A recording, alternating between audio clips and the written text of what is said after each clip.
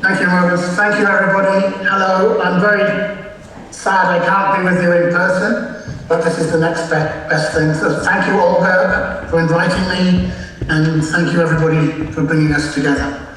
So I'm going to talk for just a little while about diagnoses and whether they contribute to anything, whether they help us understand the causes of madness or anything else for that matter. Well, thank you also for letting me speak in English. I appreciate that.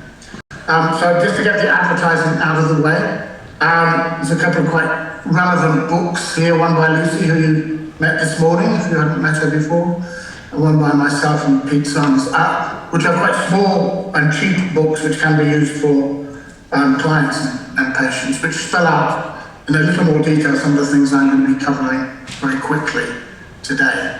And if you're particularly interested in psychosis or schizophrenia or hearing voices, then there's our book Models of Madness, which deals with the schizophrenia diagnosis and the problems with that. And because I think change is likely to come primarily when we work together, especially across countries, I just want to make sure you're all aware of 3 international organisations that you might want to consider supporting or getting supported by. The International Society for Psychological and Social Approaches to Psychosis, the Hearing Voices Network, which is probably the most exciting development in mental health services in the last 30 years, and a fairly new institute, International Institute for Psychiatric Drug Withdrawal, which I am the chairperson of. So please have a look at one or more of those organisations and think about getting involved if you're not already. So this idea of diagnosing people, of using labels and sets of criteria to decide who's normal, who's abnormal, we've been doing this for a long, long time. We can go back as far as diagnosing witches. So the diagnostic test for whether you're a witch or not is to tie your arms and legs together and throw you in the water. If you meet the diagnostic criteria for being a witch, you float, because the diagnostic criteria is that you have the protection of the devil. So you float on the water and you get diagnosed as a witch and then killed. If you drown, if you fall to the bottom, you're not protected by the devil, you don't meet the diagnostic criteria, then you are not a witch, but you're dead anyway. Now, presumably we've come a long way since then, we're a lot more sophisticated in determining who is normal and who isn't, and who needs the benefits of our treatments and who doesn't. I'm not convinced of that, and here's the problem. The medicalisation of distress has become very pervasive, and he's about the best example of it I can find. This is the American Psychiatric Association talking about major depressive disorder, which they tell us is a medical illness, and it's a thing that affects how you feel. It's a causative agent. It affects how you feel, think, and behave. It causes persistent feelings of sadness and loss of interest in previously enjoyed activities. So now we've turned a feeling, a human feeling, a response to depressing things happening, feeling depressed because something sad has happened, into a thing that's inside of us that causes us to have the feeling. It's an absolute backward circular piece of nonsense logic. It's also a chronic illness and usually requires long-term treatment, and we all know what that means. So this is the context, really, for everything else that follows. This bizarre way of thinking that you've got things inside us, whether it's anxiety disorder or schizophrenia, which causes us to hear voices. This is the context of what we're up against. Now, DSM-5, the DSM, the Diagnostic and Statistical Manual, has been around a long time. The first edition was in 1952. It's a very good year, actually. That's the year I was born. So some good things came out of that year. And in fact, the 1952 version was not so bad. It was quite short. There were only 5 or 6 things in there. And they were all reactions at that point. Depressive reaction, anxiety reaction, psychotic reaction. They weren't disorders or illnesses, they were reactions to life events. And that was because at that point, the people making up these labels were psychoanalysts. they were in charge of the American Psychiatric Association. Soon after that, they lost control of the association to the biological psychiatrists, and then everything became disorders. And ever since, that has been the case, disorders and illnesses. But interesting that originally there were reactions. So DSM-5 came out 8 years ago, and just to acknowledge that there's a parallel version of very similar, ICD-10, which is used in some countries. And we must acknowledge there are some advantages to this diagnostic approach. I'm going to be very critical, but there are at least 3, maybe other people can think of more advantages. It assists communication to some extent. So for researchers to be able to try and look at, to cluster things together and look at the causes of and solutions for certain groups of things. And unfortunately, the human brain will do this anyway. We're wired to categorize things, to group things together and call them things. It's an inevitability. So there are some advantages there, though it's a question of how well we group things, of course. And then there's the issue that diagnoses can bring relief to people and to family members. Because it certainly creates the appearance of an explanation. And when a doctor gives you a diagnosis, it communicates that the doctor knows what's going on, that the doctor's seen it before, and that you're not alone, you're not the only one to have it, this thing that they're telling you you've got. I mean, the worst thing that can happen when you go to the doctor and tell them what you think is wrong with you, for the doctor to listen and then say, oh, I've never heard of that before, that's kind of scary. So it can be kind of reassuring to hear that the doctor at least thinks he knows what it is and that other people have got it, and therefore, hopefully, the doctor knows what to do to fix it. Research that looks at how people experience diagnosis over time is quite a pattern to the research finds, which show that in the short term, quite a lot of people find them reassuring, but before very long, they find them constraining, stigmatizing, unhelpful. But at the beginning, they can bring relief. And then they have some administrative functions as well. I mean, mental health managers of services have to make decisions somehow about how to allocate scarce resources. The disadvantages are many, however. It locates the problem in the individual, thereby ignoring all the important things in a human being's life, family, financial well-being or not, abuse, gender, culture, etc. There's a lot of stigma involved in these diagnoses, which I am going to touch on. I'll also talk a little bit about poor reliability and validity. It creates the idea that these categories, that there's groups of people who've got depression and then everybody else in the other category has not got depression. Say for anxiety or madness or whatever. And human beings just aren't like that. I mean, we all move up and down the dimension from happiness to sadness within the space of a day or within an hour. We can move up and down a little bit. Yes, and some of us get stuck at one end, but there's definitely dimensions and not categories. It also implies illness and therefore the need for medication. And my own view is, as I said, we do have an epidemic of overprescribing psychiatric drugs at the moment. I mean, in Britain, we're now up to 1 in 5 people, adults, who are on antidepressants. Denmark is a little bit behind us, but not so far. So this medicalisation is getting completely out of control. And it basically renders all our behaviours and feelings meaningless. It takes them out of context so they just become these meaningless things to count, to see what word to apply, to see what colour pill we should apply.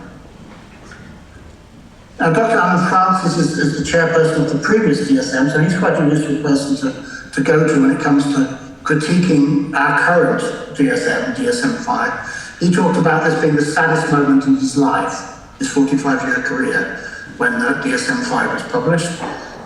The American Psychiatric Association has given its approval to a deeply flawed DSM-5 containing many changes that seem clearly unsafe and scientifically unsound.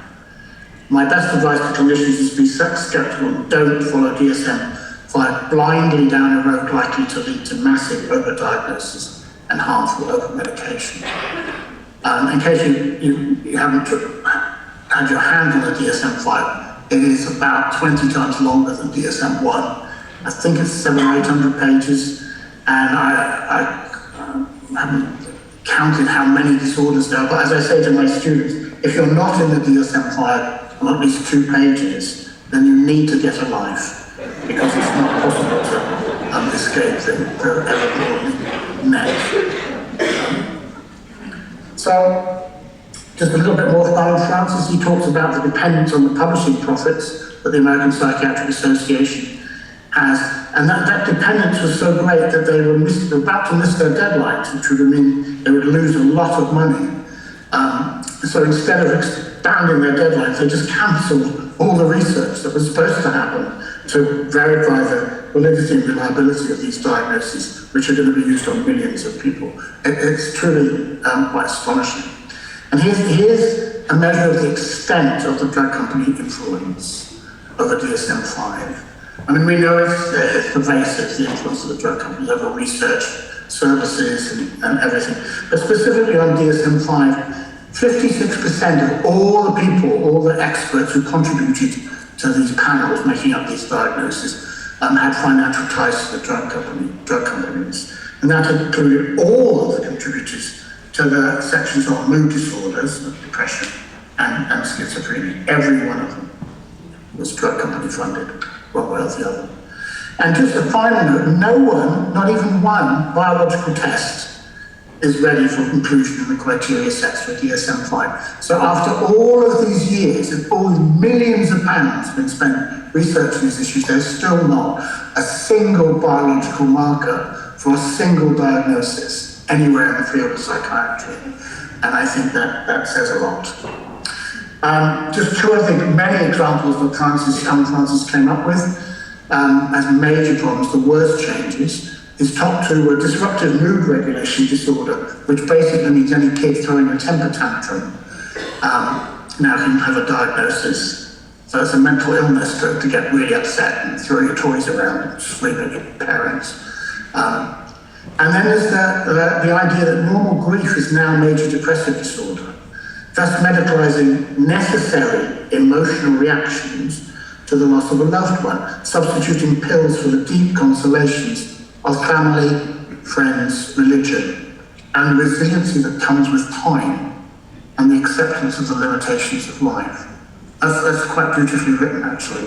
What he's talking about is that up until DSM-4, there was a 2-month period after somebody had died where you couldn't be diagnosed with major depressive disorder because it was understood that there was grieving.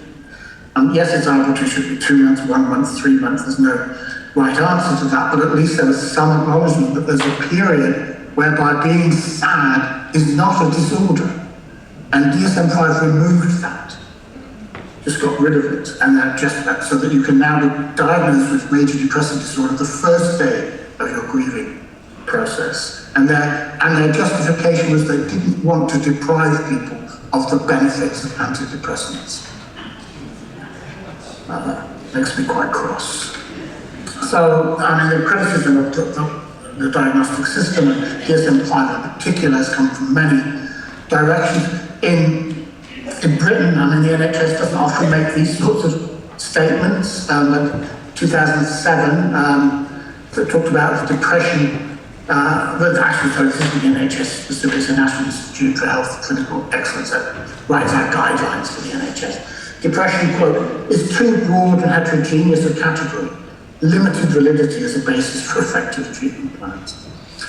And the British Psychological Society talked about it is timely and appropriate to affirm publicly that the current classification system in respect to functional psychiatric diagnosis has significant conceptual and empirical limitations.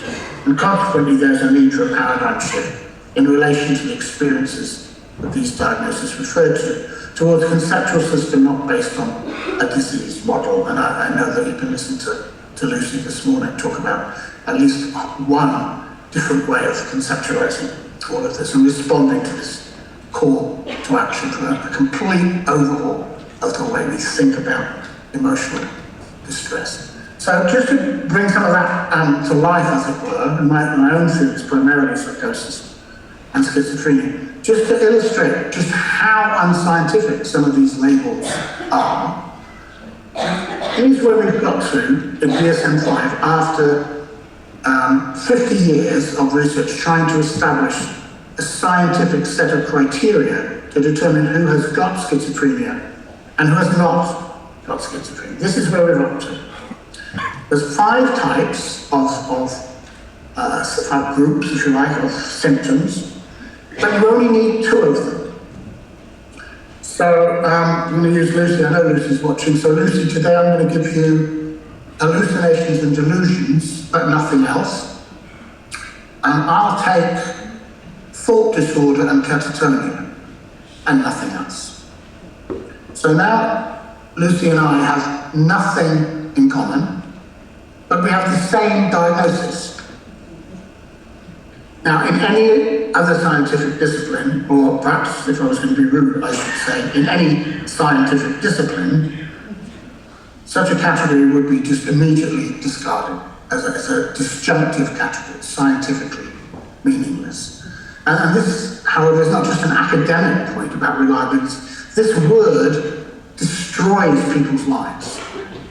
And on top of that, for it to have no scientific basis whatsoever is, I think, quite alarming. It speaks volumes to whether or not psychiatry really is operating within what most of us would consider the scientific framework.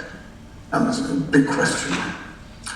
Here's just some of the many studies showing the lack of reliability that comes from having a construct like that. So by the 1970s, they were doing research into the reliability of schizophrenia. Showed a video of the same person to 190 psychiatrists in the UK, 2% diagnosed that person with schizophrenia, whereas in the USA, 69% diagnosed the person with that same person with schizophrenia.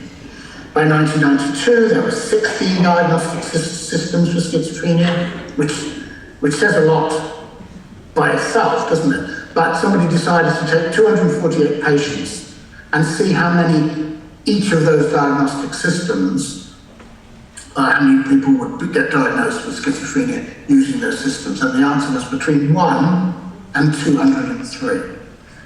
And then there's the famous Rosenhan study, which it takes a little while to explain, so I'm not going to go into it in great detail, just to say this was a study where 8 people who were not hearing voices said they were hearing voices and got admitted to a psychiatric hospital, were all diagnosed schizophrenia, and then tried to get out, and they couldn't.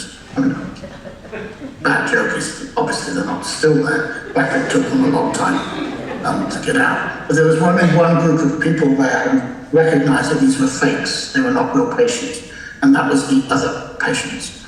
But the psychiatrists, once they'd applied that diagnosis, on the basis of this, just saying I hear voices. Once they'd applied that diagnosis, everything else they did was filtered through the perceptions, the distorted perceptions that comes from such a powerful diagnosis. If you've never read that study, I encourage you to look at it. It's quite entertaining in a way.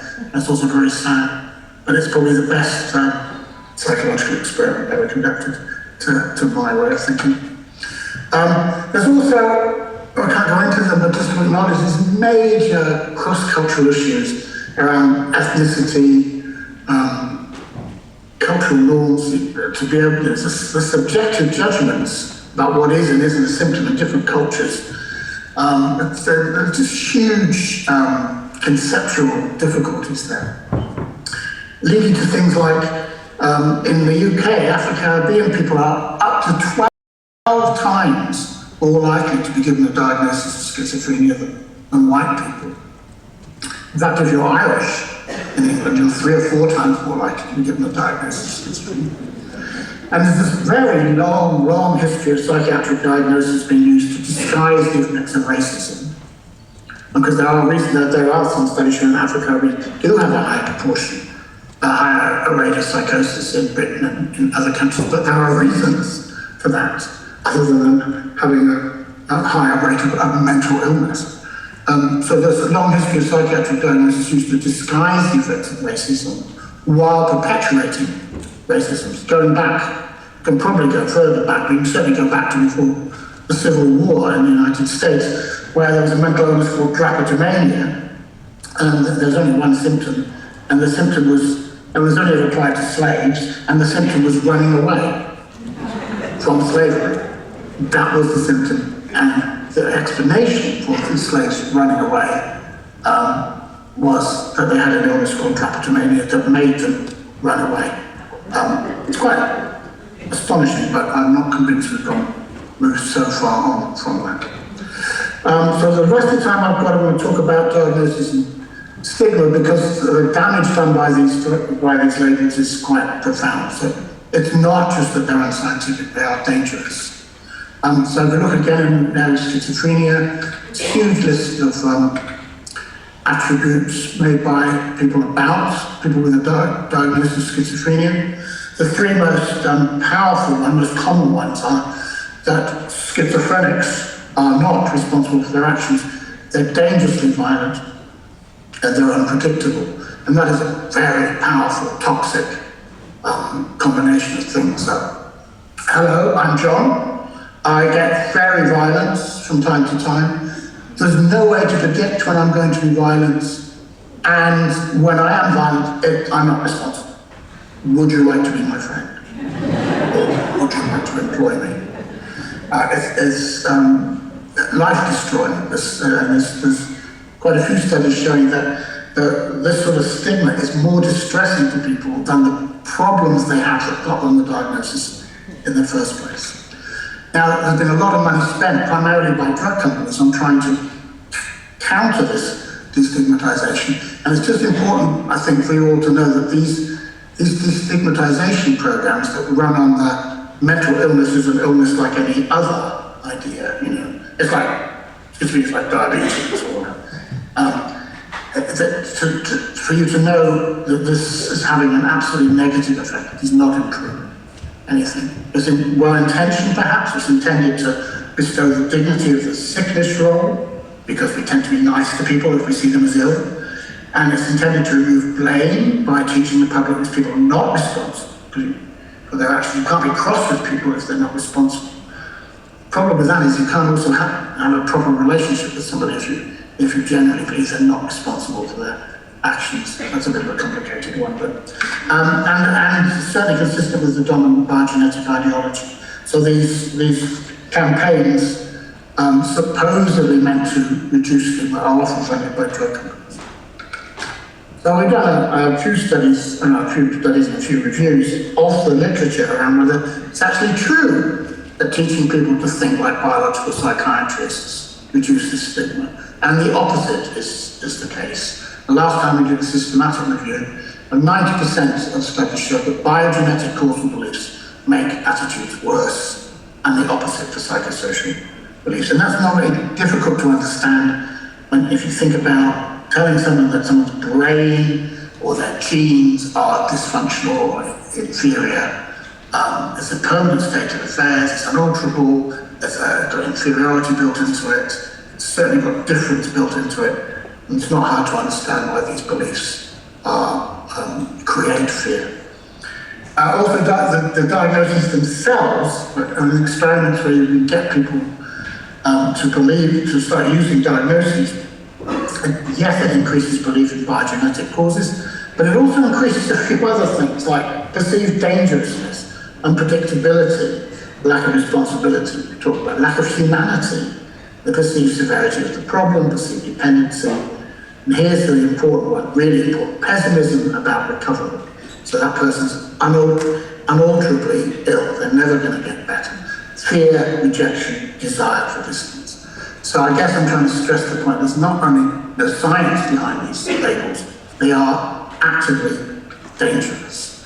Unfortunately, the public doesn't buy this idea. When you ask people, we do surveys of people in all of these countries about what causes mental health problems, including psychosis or depression or whatever, they all say the primary causes are adverse life events. They all say it's poverty, it's abuse, it's violence, it's unemployment, it's racism, stress in the family, stress at work. Yes, they also mention biogenetic things, but way down the bottom of the list. So the public already has and understands the psychosocial causes of illness, and so do most mental health professionals. Actually, only one, I would say, one half of one profession that doesn't understand. There is one country, I'm afraid, that it goes the other way, and if I just say it's a country that gets everything wrong, I'll leave that to your imagination, with apologies to any Americans in the audience. Finally, there's a good body of research on the causal beliefs of people who actually have been diagnosed with schizophrenia or psychosis. Well, I say a good body. We found 15 samples when we last looked, and a couple of examples of this. So these are people with a diagnosis of schizophrenia asked what caused your problems, your psychosis, or whatever words they wanted to use. So in Germany, psychosocial factors, 88%, family, 64%, biology, and then 31%. Italy, 76%, at least one social cause, and 10%, at least one biological cause. And here's I know that this is one of these laugh or cry moments, which I have quite a lot looking at research around psychiatry and mental health issues.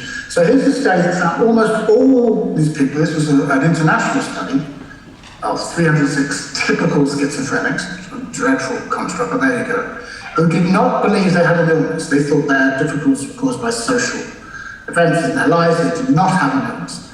And that was immediately dismissed as lack of insight. And that is categorized as a symptom of schizophrenia. So you now have this bizarre situation where somebody's trying to explain to the psychiatrist, no doctor, I don't have an illness.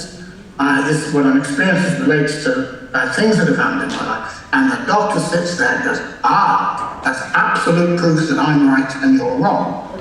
Because lack of insight is the most common symptom of schizophrenia. So that's a bit sort of damned if you do and damned if you don't, really, situation.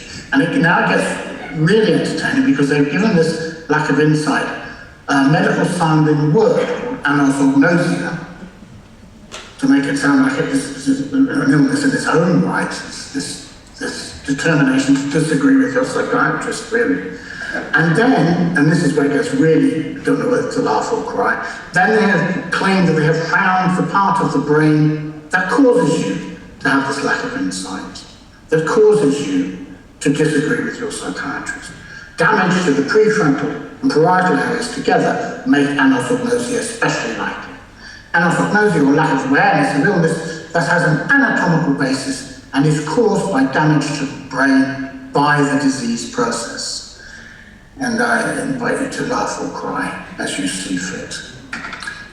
We just recently published a very large survey of people on antipsychotics. Not everybody on antipsychotics, as we know, has a diagnosis of psychosis or schizophrenia because they're increasingly used inappropriately in prisons on younger people, older people. But anyway, we asked all these people what they thought was the cause of their problems, and then we created a scale from 5 being purely social to 1 purely biological. And they were way up for social. This is 700 people from 30 countries. So overwhelmingly social explanations. And we concluded that study by saying, rather than dismiss these beliefs as a lack of insight, it is more respectful and productive to listen carefully and adjust our understandings and services accordingly. And don't worry, I'm not going to read you all of these examples, but just to bring it to life a little bit, and then I'll stop, I won't go over my half hour. Here's just some of the examples of people's own understandings of why they ended up hearing voices or being paranoid or whatever. Being raised in a house with a dad with anger issues. That led me to live in constant fear as a child. But I didn't understand that fear. So instead, it changed to paranoid thinking, like monsters or demons were coming to kill me. I suffered abuse as a child, which I think causes abnormalities in my beliefs, self-image, perception of the world, and my emotional responses. Molestation by my grade 4 primary school teacher over a period of a year. And so it goes on. It's not all about abuse and trauma, and there's a range of different sorts of psychosocial, negative psychosocial experiences. This is how people understand why they go crazy. Bad things happen and they fuck us up. That's the basic position that research tells us is true, the public knows is true, and which diagnoses conceal from us. And so this is my very last slide. This is an attempt to summarize what the research actually says about the true causes of psychosis. Yes, there are brain differences, but those themselves are very often caused by trauma in childhood or even after childhood. Maternal prenatal health and stress, birth complications, rape and physical assault, war trauma, heavy early cannabis use, not just cannabis in general, but a lot of it in early teenage years for it to increase the chance of psychosis, urban living, poverty, ethnicity, which is mediated by poverty, isolation, and racism, child abuse, child neglect, early parental loss, and bullying. In other words, all the things that people that come to this sort of conference and are involved in your organisation already know are the causes of mental health problems. So I'm aware that I've been preaching to the converted to a large extent, but I think it's important for you to be clear that there's very good research to show that diagnosis teaches nothing useful about causes, that they are unscientific and they are damaging, and that makes it even more important that we develop alternative ways of thinking about and how to understand emotional distress and developing new ways of supporting one another when we experience emotional distress. So thank you again so much for having me. I do wish I could stay and chat with you, but I need to stop and make room for other people. Enjoy the rest of your conference, and thanks again.